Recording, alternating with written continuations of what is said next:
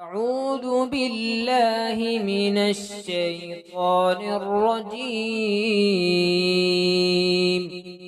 بسم الله الرحمن الرحيم قال رسول الله صلى الله عليه وسلم لا تتخذوا القبور مساجد رواه مسلم. The Messenger of Allah subhanahu wa ta'ala said, don't take the graves as places of worship.